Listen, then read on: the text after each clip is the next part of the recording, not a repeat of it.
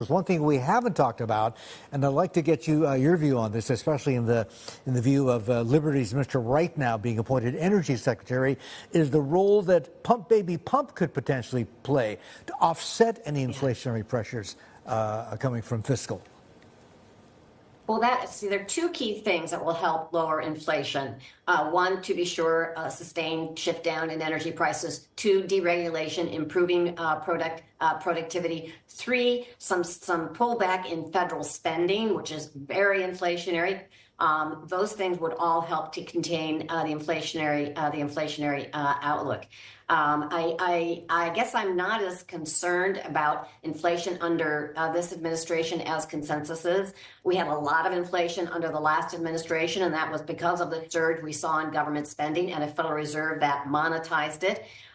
It seems as if government spending is going to be a little bit more restrained this cycle, if not actually potentially cut.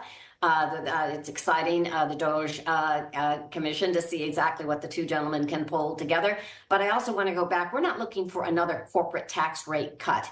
Our understanding is that to go from 20 to 15, there's not much of a multiplier. But to put in place things like the R&D tax credit, which is crucial to innovation, which is again crucial to potential GDP growth. So taxes at 21% are pretty fair compared to the rest of the world. The key is to put in place incentives for investment, such as the R&D tax credit.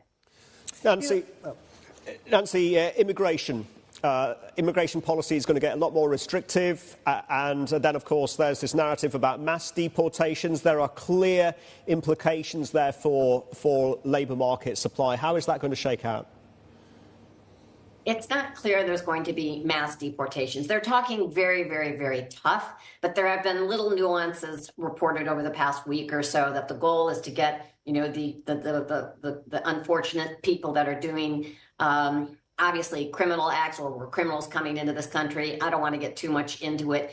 It is going to be an incremental headwind to potential labor supply, wage inflation. We don't view it as a large headwind because, again, it's well known within the new administration that many of the immigrants are key to many of our industries, obviously agriculture in particular. And so we think talk is very, very tough right now. Unfortunately, I'm not very good at negotiating, but apparently that's what you're supposed to do when you negotiate, talk tough. And indeed, hopefully then get results, which is to shut down the border as much as you can so we can have controlled immigration rather than free flow, uncontrolled immigration.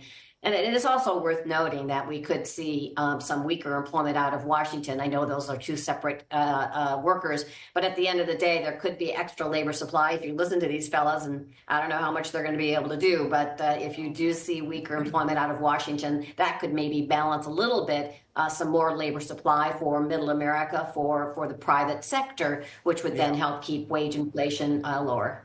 Nan, real quickly before we let you go, in order to stop inflation from reversing course and going back up again, we've talked about some of the things that could happen that could help, right? Deregulation is one, freeing up energy is another. The role of the Fed, what you're saying, if you're optimistic that inflation is going to be able to be contained, are you assuming the Fed is not going to cut it as aggressively as had earlier been expected before the elections? Exactly. My view that these policies aren't inflationary certainly aren't consensus. And there is a general view that as a result of the tariffs that it will be inflation. Again, we've studied this a lot and we come to a different conclusion along with deregulation, restrained government spending, and also an R&D tax credit are disinflationary to the extent they improve productivity.